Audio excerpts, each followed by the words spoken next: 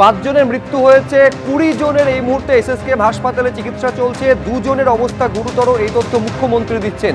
আমি একবার সরাসরি হাসপাতালে এসএসকেএম হাসপাতালে আপনাদের নিয়ে যাব। আমাদের প্রতিনিধি অনির্বাণ বিশ্বাস সেখান থেকে আমাদের সঙ্গে রয়েছেন। এইটা আমাদের তুমি অনির্বাণ জানাও যে এই যে 20 জনের চিকিৎসা চলছে, কতটা আঘাত গুরুতর, নতুন করে কাউকে উদ্ধার করে এসএসকেএম এ নিয়ে আসা হলো এখন?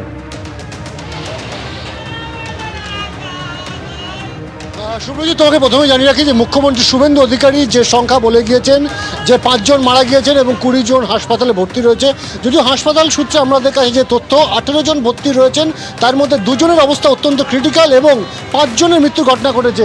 এবং তুমি দেখতেই পাচ্ছ যে এখানে কিন্তু তারাতলায় একজন মৃত, তার পরিবারের সদস্যরা তারা কিন্তু এখানে কান্নায় ভেঙে পড়েছেন। এবং স্বাভাবিকভাবেই কিন্তু আজকে তুমি বুঝতেই পারছো যে যেভাবে 5 জনের মৃত্যুর ঘটনা ঘটেছে, 4 জনের নাম ইতিমধ্যে কিন্তু প্রকাশ্যে এসেছে, একজনের এখনও কিন্তু পরিচয় কিন্তু প্রকাশ্যে আসেনি। স্বাভাবিকভাবে এরকম একটা পরিস্থিতিতে দাঁড়িয়ে আজকে কিন্তু এই যে চিকিৎসা ব্যবস্থা সেটা কিন্তু এগিয়ে নিয়ে যাওয়ার চেষ্টা চলছে। তবে একটাই কিন্তু আশার আলো যে 20 জন যে 18 জন ভর্তি রয়েছে তার মধ্যে কিন্তু 16 জন বিপদ মুক্ত। প্রাথমিকভাবে আমরা এমনটাই জানতে পারছি, 2 জনের অবস্থা আশঙ্কাজনক, 2 জনকে কিন্তু ক্রিটিক্যাল কেয়ার ইউনিট অর্থাৎ সিসিইউতে ভর্তি রাখা হয়েছে। একজনের কিন্তু মাথা এবং বুকে চোট রয়েছে, একজনের কিন্তু পাঁজরের একাধিক হাড় ভেঙে গিয়েছে। এই রকম পরিস্থিতিতে দাঁড়িয়ে কিন্তু 2 জনকে এই মুহূর্তে তাদের সেই স্টেবিলিটি ফিরিয়ে আনার জন্য চেষ্টা করছে। তুমি দেখতেই পাচ্ছ যে আচার বিচার খাচ্ছে কিন্তু এখানে তারাতলায় মৃতের এক পরিবারের সদস্য এবং স্বাভাবিকভাবে আত্মীয় পরিজনকে হারিয়ে তারাও কিন্তু কান্নায় ভেঙে পড়েছেন। এইরকমই একটা করুণ দৃশ্য আমরা দেখতে পাচ্ছি এই মুহূর্তে। আমরা এরকম অনেককেই দেখছি যে কেউ বাসন্তী থেকে, কেউ জগদ্দল থেকে, তারা কিন্তু পরিবারের সাথে যোগাযোগ করতে পেরেছিলেন কিন্তু খোঁজ পাচ্ছেন না এখন তারা কোথায় রয়েছে। শেষ কথা হয়েছে হয়তো কারণ দুপুর 3টের সময়। স্বাভাবিকভাবে এইরকম একটা পরিস্থিতি, একটা উদ্বিগ্ন, একটা উৎকণ্ঠা পরিবেশের মধ্যে কিন্তু তারা রয়েছেন। এবং সেই জায়গায় দাঁড়িয়ে যে 5 জনের এখনও পর্যন্ত 5 জনের মধ্যে 4 জনকে শনাক্ত করা সম্ভব হয়েছে এবং তারই এক পরিবারের সদস্য এই মুহূর্তে কার্যত একেবারে আমরা দেখতে পাচ্ছি ট্রমা কেয়ার বিল্ডিংয়ের সামনে সে কিন্তু করুণ একটা পরিস্থিতি তৈরি হয়েছে। স্বাভাবিকভাবে এখন কিন্তু চিকিৎসকদের প্রাইমারি যেটা লক্ষ্য যে যারা বিপদমুক্ত রয়েছে তাদের চিকিৎসা তো চলছে, কিন্তু যে 2 জন সবচেয়ে ক্রিটিক্যালি সিচুয়েশনে রয়েছে, ক্রিটিক্যাল কেয়ার ইউনিটে রয়েছে, তাদেরকে বিপদ সংকুল যে পরিস্থিতি তা থেকে বের করে আনাটা এই মুহূর্তে চ্যালেঞ্জ। তার পাশাপাশি একদিকে আমরা জানি যে আজকে কিন্তু রাতভর এই অপারেশন চলবে, যে কারণ এখনও কিন্তু বেশ কিছুজন শ্রমিক তারা কিন্তু আটকে রয়েছেন। কেউ ওয়েল্ডিংয়ের কাজ করতে এসেছিলেন, কেউ ঢালাইয়ের কাজ করতে এসেছিলেন। সেই জায়গায় দাঁড়িয়ে আজকে প্রত্যেককে যাতে সুস্থভাবে বের করে নিয়ে আসা যায়। একেবারে কিছুক্ষণ আগেও আপনাদের সামনে আমরা তুলে ধরেছি যে উদ্ধার হওয়া 20 জনের বেশ কয়েকজন গুরুতর আহত অবস্থায় হাসপাতালে ভর্তি রয়েছেন এবং তাদের দেখতে যান আজকে মুখ্যমন্ত্রী। धीरे धीरे बिहार का कहाँ का रहने वाला कितना दिन आए क्या हुआ इधर उधर किया गया है सर धीरे धीरे बिहार का कहाँ का रहने वाला होंगे कितना दिन आए क्या हुआ इधर उधर किया गया है